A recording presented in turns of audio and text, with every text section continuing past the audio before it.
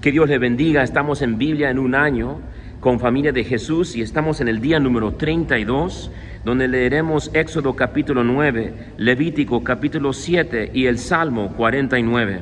Comencemos con Éxodo capítulo 9. Yahvé dijo a Moisés: preséntate al faraón y dile así: Yahvé, el Dios de los hebreos, deja salir a mi pueblo para que me dé culto.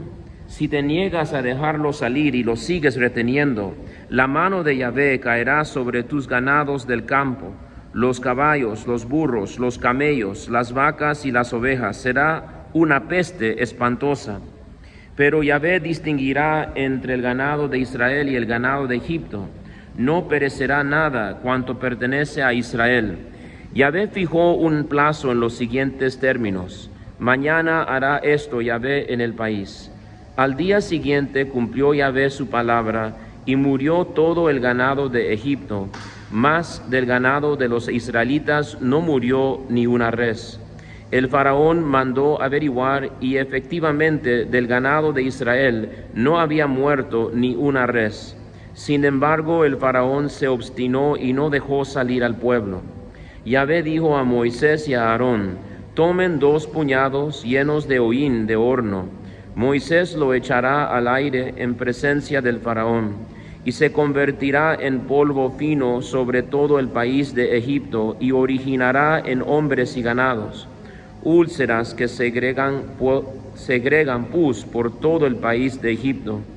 Tomarán pues hollín de horno, y presentándose ante el faraón, Moisés lo echó al aire, produciendo en hombres y animales úlceras con secreción de pus. Ni siquiera los magos pudieron permanecer ante Moisés a causa de las úlceras, pues las úlceras afectaron a los magos como a todos los demás egipcios. Pero Yahvé hizo que el faraón se obstinara y no les hiciera caso, tal como Yahvé había dicho a Moisés.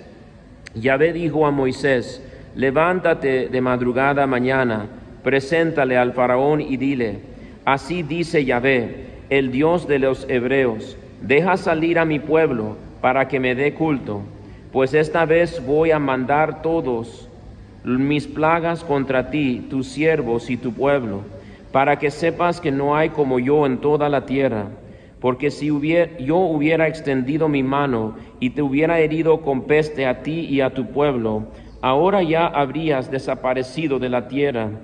Pero te he preservado para mostrarte mi poder, y para que se proclame mi nombre por toda la tierra. Puesto que aún te resistes a dejar partir a mi pueblo, mañana a esta hora haré caer una granizada tan fuerte como no lo ha habido en Egipto desde su fundación hasta hoy.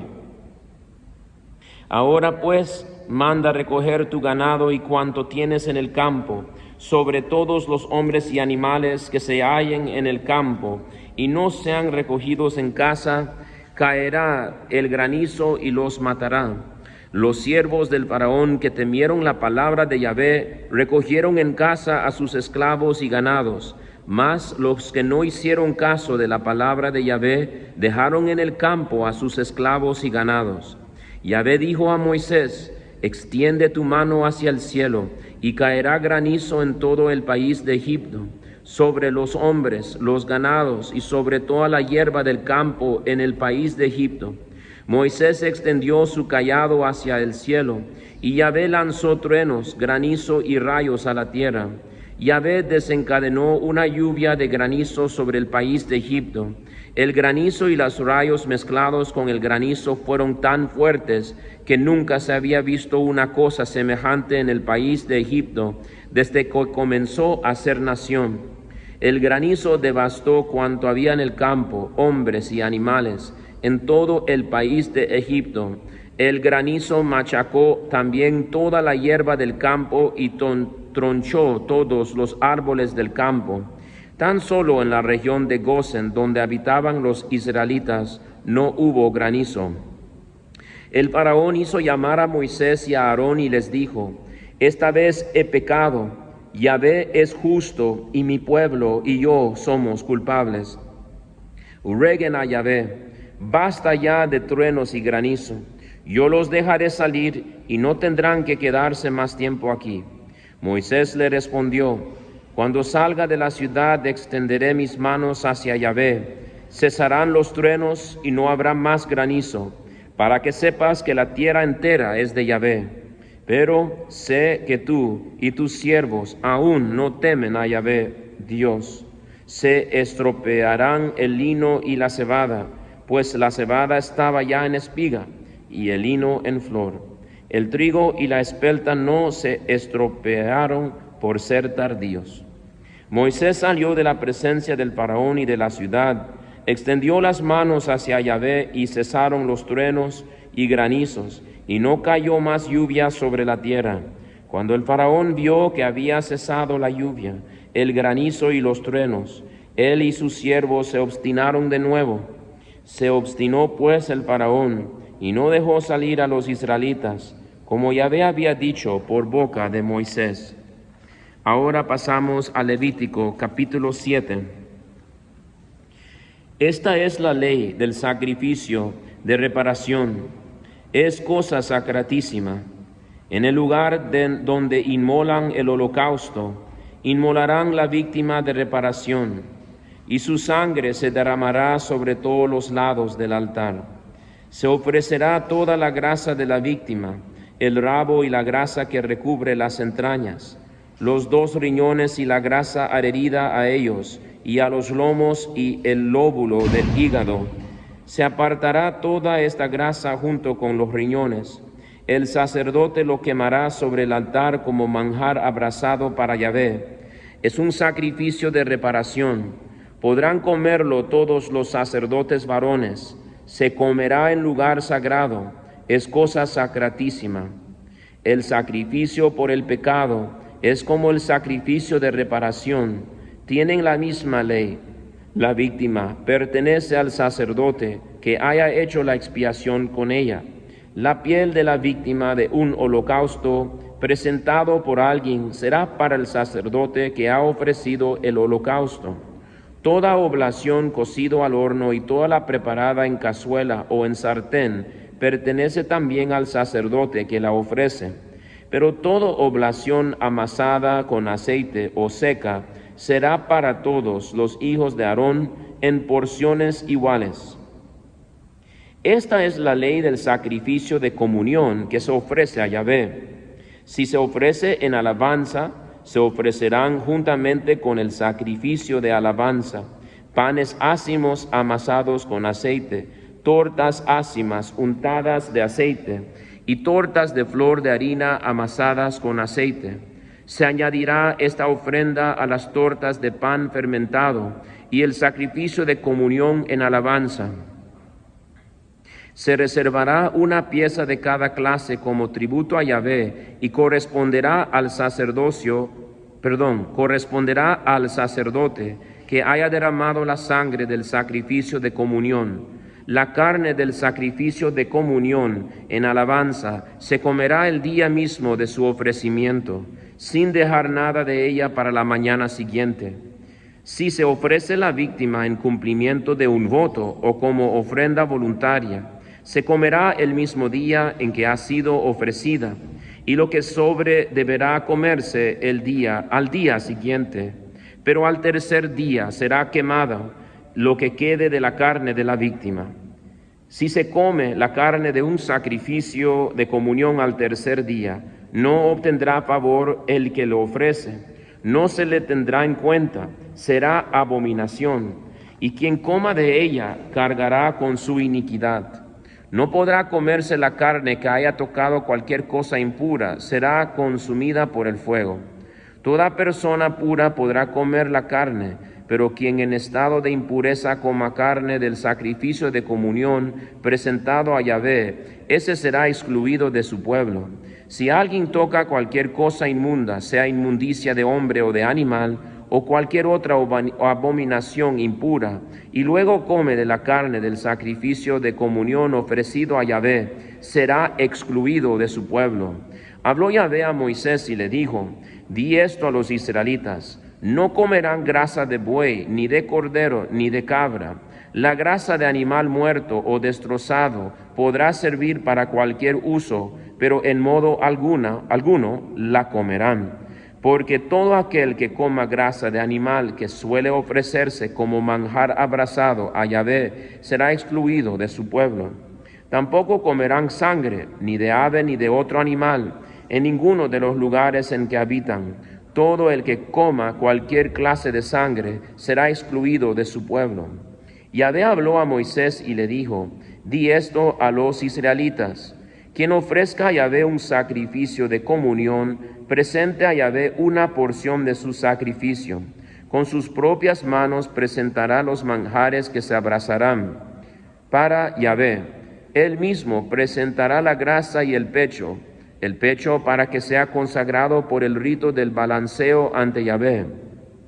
El sacerdote quemará la grasa sobre el altar, el pecho será para Aarón y sus hijos. Reservarán también al sacerdote como tributo la pierna derecha de sus sacrificios de comunión. Esta pierna derecha pertenecerá a aquel de los hijos de Aarón que haya ofrecido la sangre y la grasa de los sacrificios de comunión. Pues yo retengo a los israelitas de sus sacrificios de comunión, el pecho sometido al rito del balanceo y la pierna reservada, y se lo doy de parte de los israelitas al sacerdote Aarón y a sus hijos. Es un decreto perpetuo. Esta es la porción de Aarón y la porción de sus hijos en los manjares que se abrasan en honor de Yahvé, desde el día en que fueron presentados para ejercer el sacerdocio de Yahvé. Esto es lo que mandó Yahvé, que los israelitas les dieran el día en que los ungió, como decreto perpetuo, de generación en generación. Esta es la ley del holocausto, de la oblación, del sacrificio por el pecado, del sacrificio de reparación, del sacrificio de investidura y del sacrificio de comunión, que Yahvé prescribió a Moisés en el monte Sinaí, el día en que mandó a los israelitas en el desierto del Sinaí, que presentaron sus ofrendas a Yahvé. Pasemos ahora al Salmo 49. Del maestro de coro, de los hijos de Coré, Salmo. Oigan esto, pueblos todos, escuchen, habitantes del mundo, lo mismo plebeyos que notables, ricos y pobres a la vez. Mi boca va a hablar sabiduría, mi corazón meditará cordura, prestaré oído al proverbio, expondré mi enigma con la cítara. ¿Por qué he de temer los malos tiempos, cuando me cercan maliciosos, los que me hostigan, los que ponen su confianza en su fortuna y se glorían de su enorme riqueza? No puede un hombre redimirse, ni pagar a Dios por su rescate.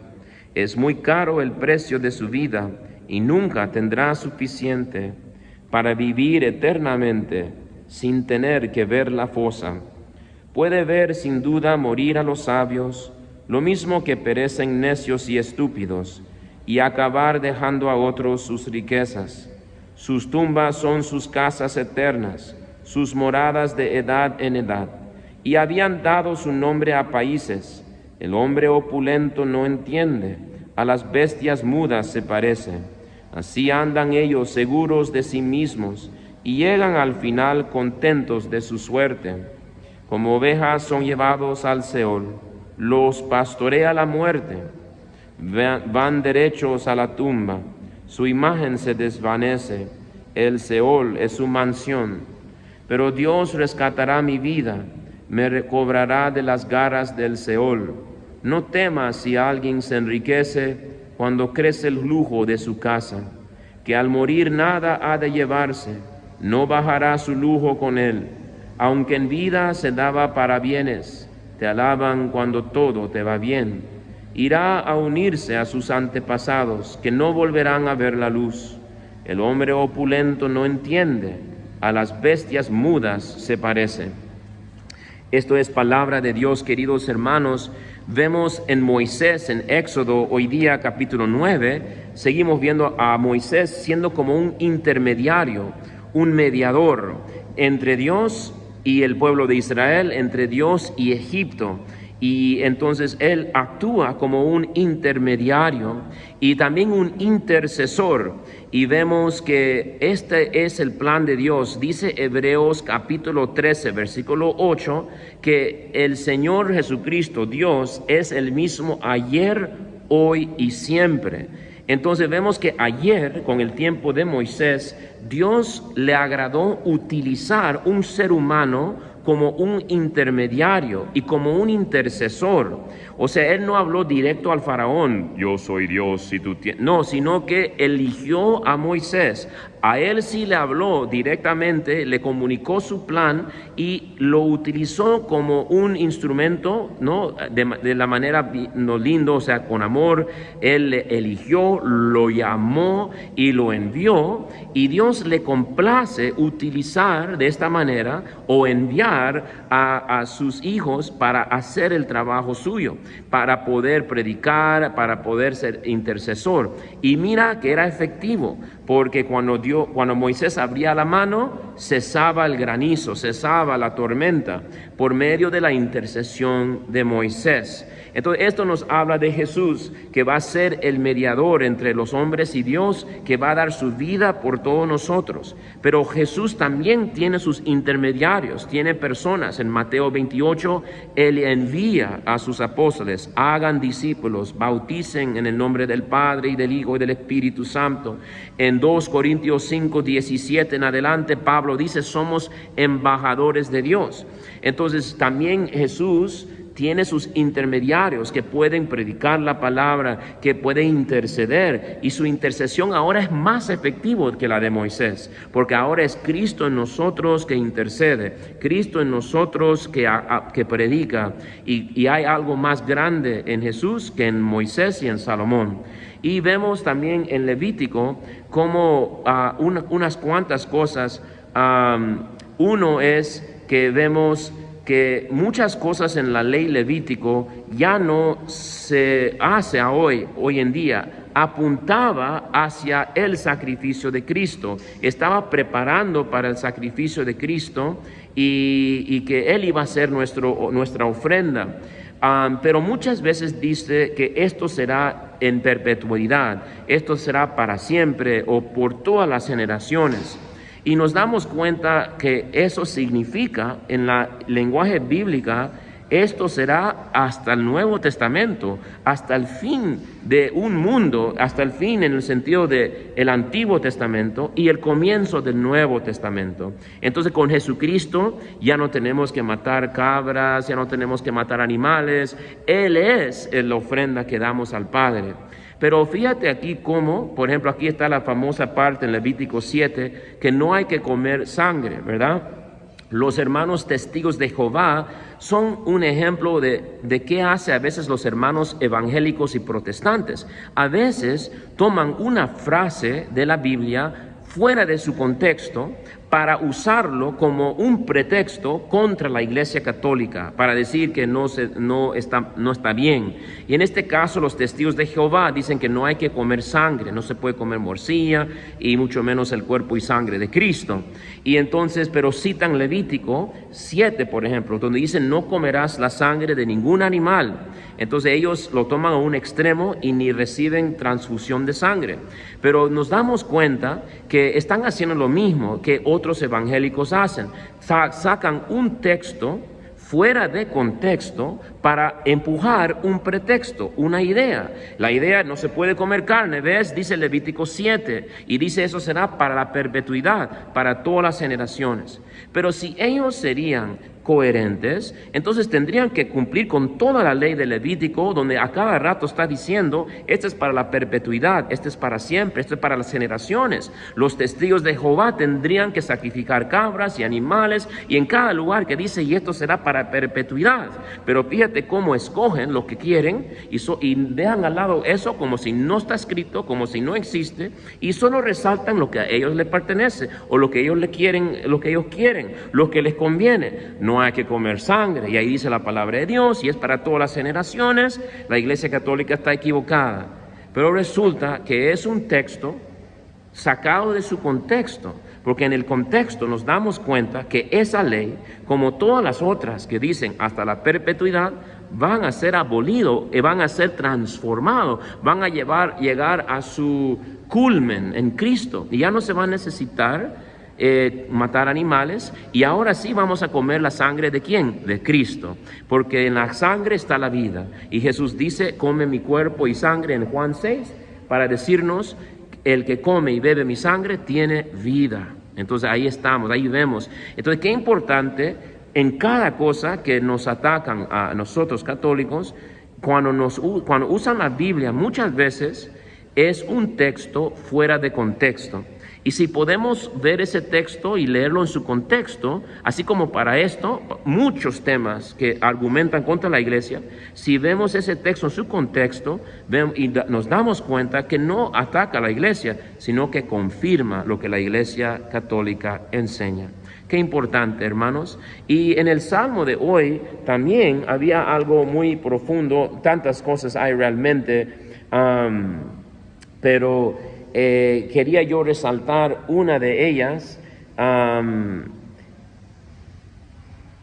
que dice de la muerte, porque hay también devoción a la muerte, como es muy popular en ciertos lugares latinos, creo que en México también, una devoción a la muerte, y hay que decir es diabólica, hay que resaltarlo y hacerlo con claridad. Una devoción a la muerte es diabólica. En ningún lugar de la Biblia dice: hermanos, tengan una devoción a la muerte y esto va a ser bueno para ti. Al contrario, cuando habla de la muerte, no es algo positivo o bueno. Y escuchemos lo que pasa a los que sirven a la muerte, los que tienen devoción a la muerte. Para desanimar una devoción a la muerte, hay que tener devoción y amor a la vida.